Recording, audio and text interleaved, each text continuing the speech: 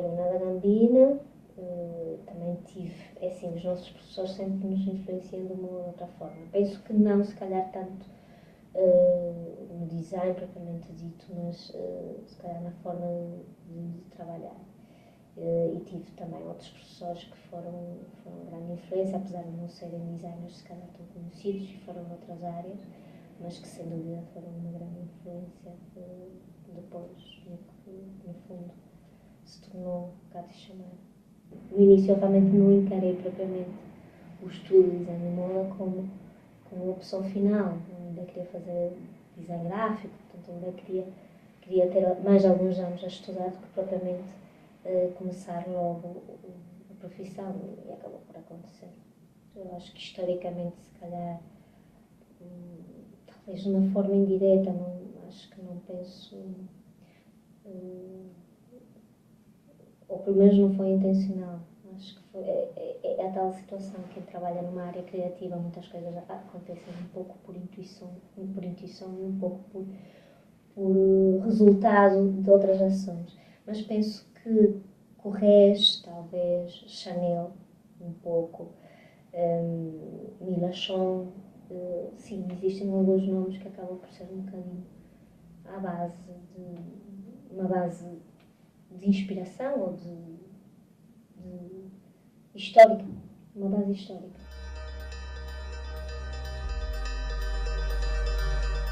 Portanto, não tinha muitas referências sobre os criadores nacionais.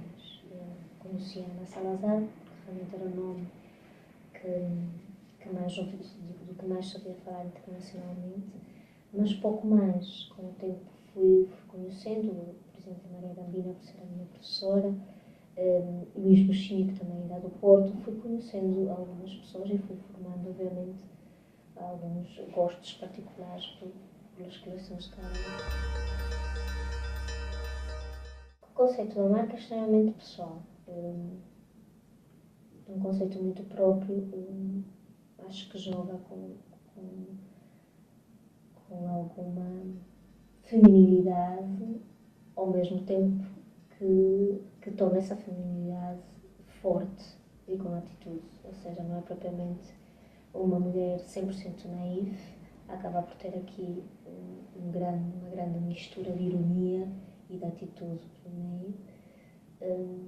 Penso que, no geral, uma grande característica da nossa marca é o uso de cor, de padrões, a mistura de materiais. Penso que são pontos sempre constantes e bastante fortes em cada coleção.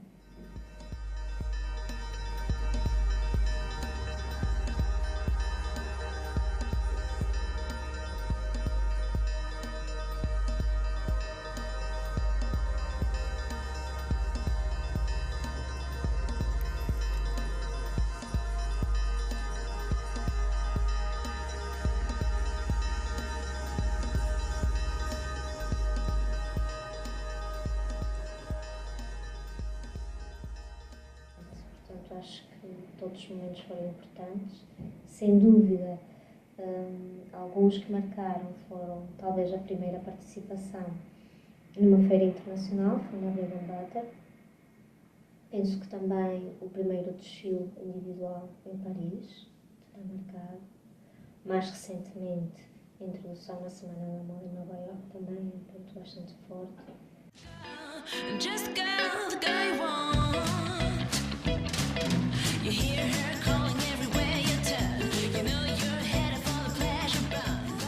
Portugal é um ótimo país para executar moda, para fazer surgir, ou seja, para a produção propriamente dita do vestuário. Portugal é um ótimo sítio de trabalho.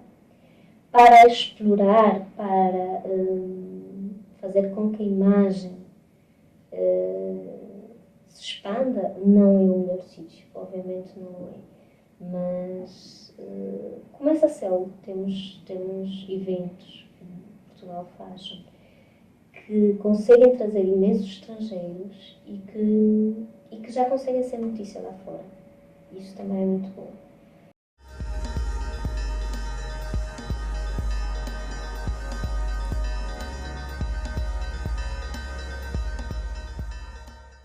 tudo o que socialmente nos rodeia pode ser um ponto de partida para uma coleção. Muitas vezes já me aconteceu ser um filme, já me aconteceu ser simplesmente um cartaz que fica na rua, já me aconteceu ser uma notícia, já me aconteceu ser viagens, aquilo que vi na viagem ou por aquilo que passei durante a viagem. Já me aconteceu ser música, ser livros, ser filmes, as mais diversas situações. Portanto, acho que numa área criativa a intuição tem um ponto muito forte na nossa forma de trabalho. Portanto, tudo o que nós vemos vai mexer com a nossa intuição, com a nossa forma de receber a informação. E quando eu digo tudo, é literalmente tudo. Portanto, eu acho que uma mente criativa, por norma, está sempre a trabalhar. E é por isso que é tão difícil separar a vida pessoal do trabalho. Pelo menos para mim, particularmente. Porque a qualquer momento pode surgir uma ideia, pode surgir uma situação que é importante para nós criativamente e que a temos que explorar. Portanto, acho que a criatividade, ela pode surgir, ou o ponto de partida pode surgir em tudo. É óbvio que depois o estudo é feito de uma forma mais minuciosa. Se calhar depois vamos procurar filmes que nos lembrem o tema que criamos, ou livros que nos indiquem um bocadinho o restante contexto da história. Sem dúvida fazemos também a investigação. Eu faço, no fundo, uma investigação depois daquilo que a ideia inicial me contou. Quer dizer, no fundo, eu tento depois preencher as lacunas que ficam, as dúvidas que tenho em relação a determinado tema. Por exemplo, houve uma altura em que criámos o tema era o Tangram, que é um quebra-cabeça chinês. A ideia surgiu porque a minha filha na escola tinha que usar o Tangram. Eu, brincando com o Tangram, lembrei-me que poderia fazer uma coleção baseada no Tangram. É óbvio que depois fui explorar e tentar perceber quantas figuras se podiam fazer com o Tangram. E fiz algumas pesquisas e tentei perceber, no fundo, o que era o Tangram e como é que era usado. Portanto, tudo isto acaba por criar a base da história da coleção. E, com esse exemplo, muitos outros acontecem.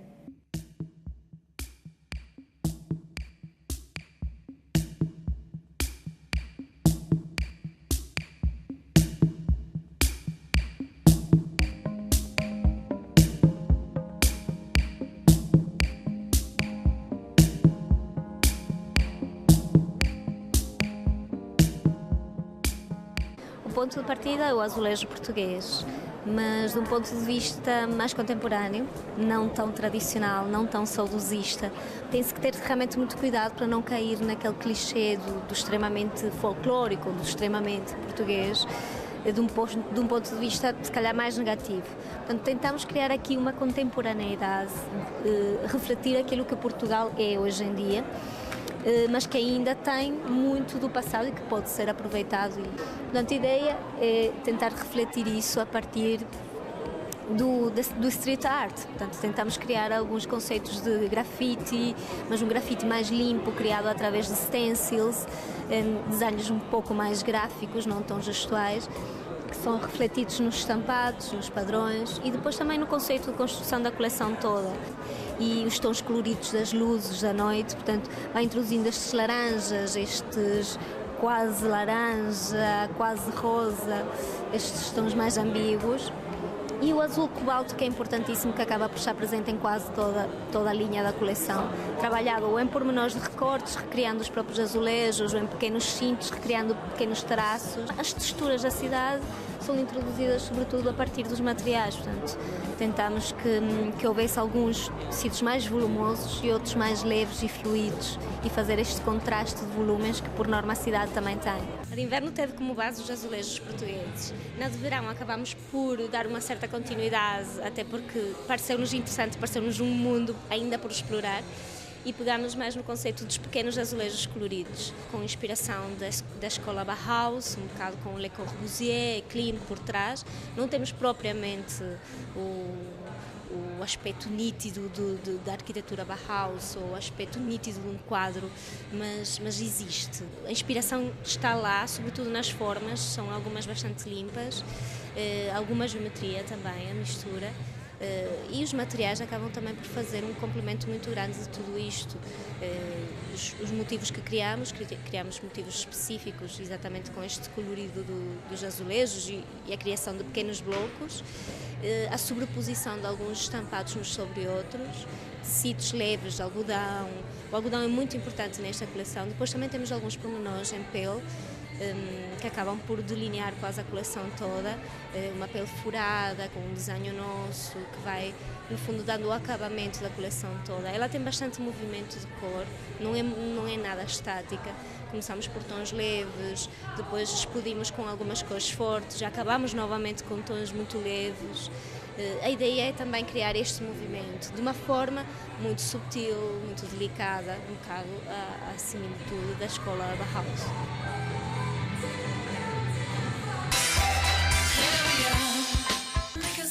Temos uma novidade, vamos apresentar uma coleção chamada Peanuts Player da Katy Chamara, onde nós, no fundo, brincamos com todas as personagens da Peanuts, o Snoopy, o Charlie Brown.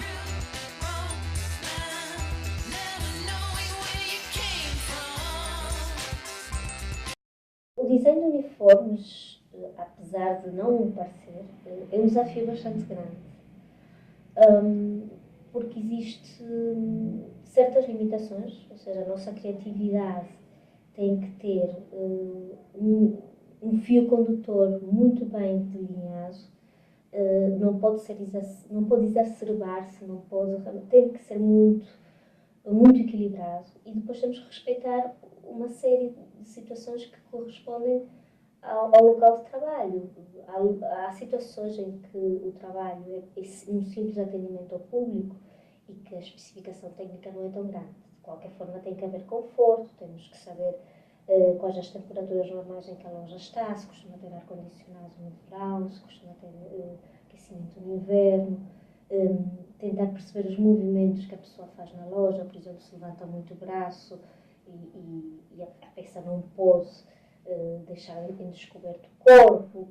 Pequenas situações que realmente têm que ser estudadas e têm que ser ponderadas. No caso, por exemplo, do McDonald's, as especificações são muito maiores, porque há uma rotatividade muito grande nos postos de trabalho, e quem trabalha muitas vezes na parte de atendimento ao público, outros dias também o fará na parte do restaurante. Portanto, há uma rotatividade maior, pode haver essa rotatividade, e os uniformes têm que ser extremamente confortáveis, tanto no interior, na zona real de trabalho, como serem extremamente apresentáveis quando estão em contacto direto com o público. Tem realmente uma série de especificações que acabam por ser também um grande desafio para nós. Não é propriamente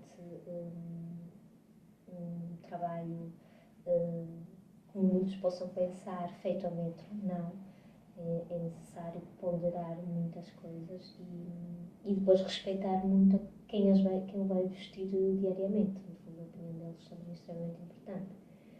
Mas, por outro lado, o uniforme, se há outros países onde realmente isso não acontece, mas Portugal e alguns outros países europeus existe uma certa carga psicológica sobre o uso do uniforme. Portanto, acho que nem sempre as pessoas se adaptam bem, não gostam do uso do uniforme. Tentarmos mudar isso exatamente com o design, para nós é um grande desafio.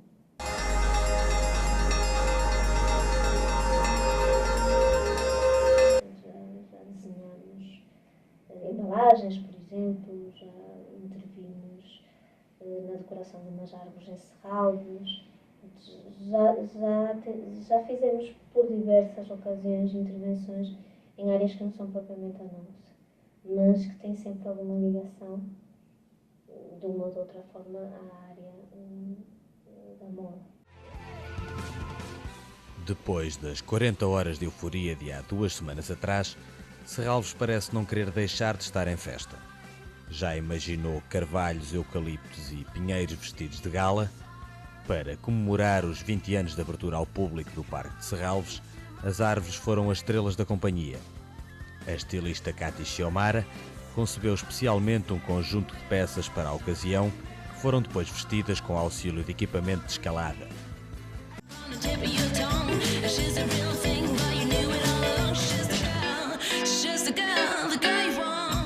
As coleções surgem umas das outras, portanto, existe uma cadeia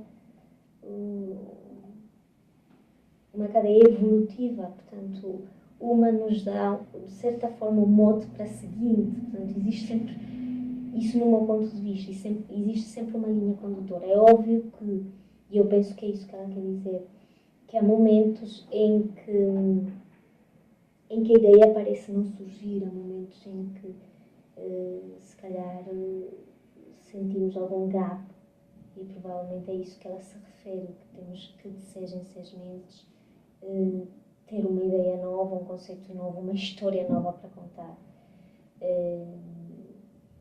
Mas eu penso que nem sempre se parte do zero, eu acho que pelo contrário, existe sempre uma base que nos ajuda a criar a evolução do cunho da